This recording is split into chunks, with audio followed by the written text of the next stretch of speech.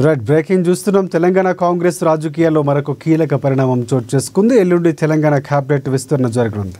అజారుద్దీన్ క్యాబినెట్లోకి తీసుకోబోతున్నారు. అయితే ముందుగా అజారుద్దీన్కు ఎమ్మెల్సీగా అవకాశం కల్పించి అనంతరం మంత్రి పదవిలోకి తీసుకుంటారనే సమాచారం అందుతోంది. ఇదే అంశానికి సంబంధించి పూర్తి అప్డేట్స్ అందించేందుకు మా ప్రతినిధి భవిత మనకి లైవ్లో సిద్ధంగా ఉన్నారు. భవిత, చెప్పండి పూర్తి అప్డేట్స్ ఏంటి?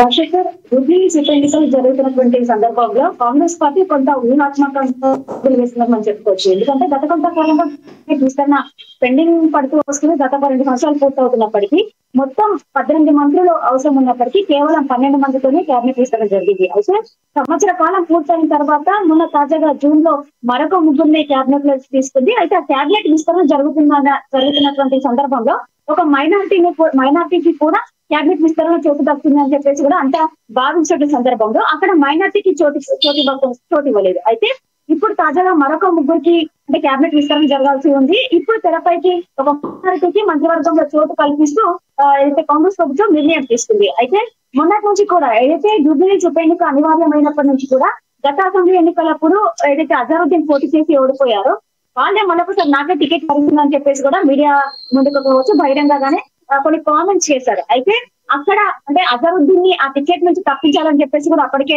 కాంగ్రెస్ పార్టీ భావించింది.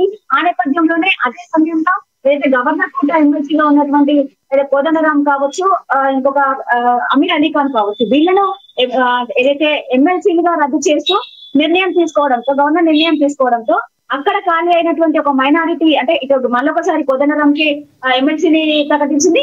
ఏదైతే అమీర్ అలీ ఖాన్ ని తప్పిస్తూ అక్కడ ఏదైతే జూబ్లీహిల్స్ ఉప ఎన్నిక బరిలో అజరుద్దీన్ ఉండకూడదు అని చెప్పేసి తీసుకున్న నిర్ణయానికి అనుగుణంగా వాళ్లకు ఎమ్మెల్సీని కేటాయించింది. అయితే అదే సమయంలో ఎమ్మెల్సీతో పాటు మంత్రి పదవి ఇస్తామని చెప్పేసి కూడా కొంత మాట ఇచ్చే సందర్భంలోనే ఇప్పుడు జూబ్లీహిల్స్ ఉప ఎన్నికకు సంబంధించి అనివార్యమైనప్పటి నుంచి కూడా కొంత జూబ్లీహిల్స్ లో దాదాపు 4 లక్షల మంది పైచీలకు ఓటర్లు ఉన్నప్పటికీ 1 లక్షకు పైచీలకు ఓటర్లు ముస్లిం మైనారిటీలవే ఉండటంతో కొంత జూబ్లీహిల్స్ ఉప ఎన్నికల్లో ముస్లింల పాత్ర కీలకమని చెప్పాలి. ముస్లిం మైనారిటీల ఓట్లు ఖచ్చితంగా కాంగ్రెస్ పార్టీకే పడాలి అంటే ఖచ్చితంగా వాళ్ళకి ఏదో ఒక రూపంలో న్యాయం జరిగేలా చూడాలని చెప్పేసి కూడా ఇప్పటికే వాళ్ళు చూసినటువంటి నేపథ్యంలో అతను ఎమ్మెల్సీ పదవి కేటాయించడంతో ఇప్పుడు తాజాగా మరొక వారం 10 రోజుల్లోనే ఈ ఉప ఎన్నికకు సంబంధించిన పోలింగ్ కూడా ఉన్నటువంటి నేపథ్యంలో ఇప్పుడు తాజాగా మరో 2 రోజుల్లో ఎల్లుండి అజరుద్దీన్ కి మంత్రి పదవి కల్పిస్తున్నామని చెప్పేసి ఈ రోజు ఇన్ఫర్మేషన్ బయటకు వచ్చినప్పటికీ ఎల్లుండి ప్రమాణ స్వీకారం చేయనున్నారంటే కూడా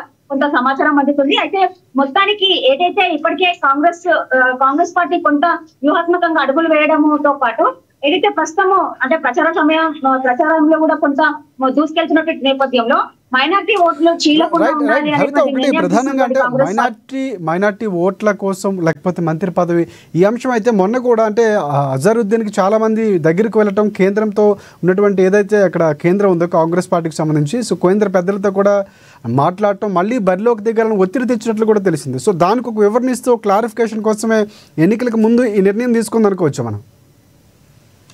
ఖచ్చితంగా, ఎందుకంటే గత ఎన్నికల్లో ఆ పార్టీ నుంచి అంటే అజరుద్దీన్ పోటీ చేసి ఓడిపోవడము ఒక అంశం అయితే ప్రస్తుతం కాంగ్రెస్ పార్టీ బీసీల అంశాన్ని తెరపైకి తెచ్చింది. ఖచ్చితంగా బీసీలకు 42% వాటా కల్పించాలి అని చెప్పేసి కూడా ఇప్పుడే నిర్ణయం తీసుకొని అనేక అంశాలుగా కూడా ఆ బీసీల అంశం అనేది కొంత చర్చనీయాంశంగా మారింది. అయితే మొదటి నుంచి కూడా కాంగ్రెస్ పార్టీ జూబ్లీహిల్స్ ఉప ఎన్నికకు సంబంధించి కావచ్చు, వచ్చేటువంటి స్థానిక సంస్థల ఎన్నికలకు సంబంధించి కావచ్చు, ఖచ్చితంగా బీసీలకే టికెట్ ఇవ్వాలని చెప్పేసి కూడా నిర్ణయం తీసుకుంది. అయితే ఇంటర్నల్ గా జరుగుతున్న సమావేశాలన్నింటినీ కూడా ఖచ్చితంగా అజరుద్దీన్ తప్పించాలనే ఉద్దేశంతోనే ముఖ్యంగా ఎమ్మెల్సీ ఇచ్చి కొంత వాళ్ళను సైలెంట్ గా ఉండాలని చెప్పేసి చెప్పిందని కూడా కొంత అప్పుడు వార్తలు వచ్చిన నేపథ్యంలో అజరుద్దీన్ కి టికెట్ ఇస్తూ ఇప్పుడు మంత్రివర్గంలోకి తీసుకుంటే కనుక మైనార్టీ నుంచి వచ్చేటువంటి ఓట్ల శాతం ఖచ్చితంగా మెజారిటీగా కాంగ్రెస్ పార్టీకే పడతాయని చెప్పేసి కూడా ఇప్పటికే కాంగ్రెస్ పార్టీ భావిస్తుంది. అయితే ముఖ్యంగా నవీన్ యాదవ్ కి టికెట్ ఇవ్వాలి అంటే ఇప్పటికీ యాదవ్ సామాజిక వర్గము ఎక్కువ మొత్తంలో ఉన్నప్పటికీ యాదవ్ సామాజిక వర్గానికి ఎక్కడ కూడా న్యాయం చేయకూడట్లేదు అని చెప్పేసి కూడా